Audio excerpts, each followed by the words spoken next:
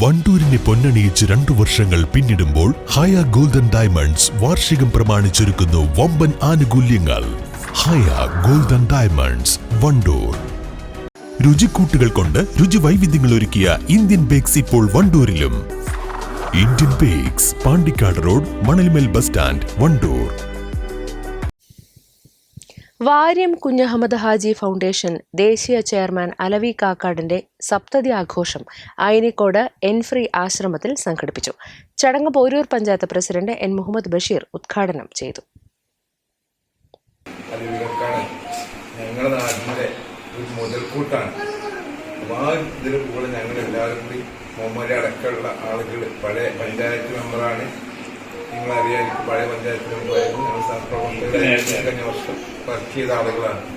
വർക്കെടുക്കാൻ നേരത്തെ അറിയാം. എല്ലാ ആളുകളും പരിചയമുള്ള ആളുകളാണ്. പക്ഷെ നിങ്ങൾ ഇവിടെ വരുമ്പോഴാണ് ഇതിന്റെ പ്രത്യേകത. കാരണം പുറത്തെ ആളുകൾ ആണ് ഇവിടെ കൂടുതൽ വരുന്നത്.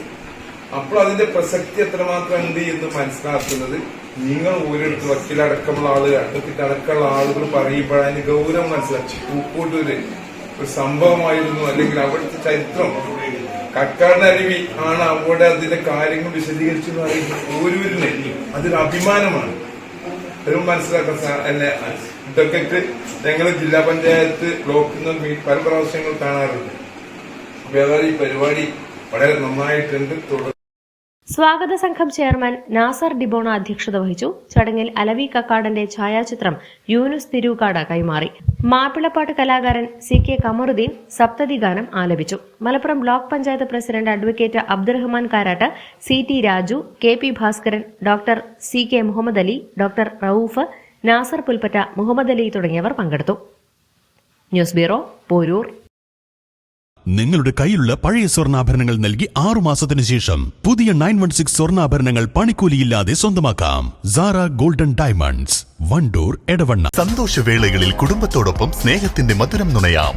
വിദേശ കമ്പനികളുടെ കൊതിയൂറും ചോക്ലേറ്റുകൾ. Sugary nets and chocolates, near town square, Kalikavu road, Wandoor.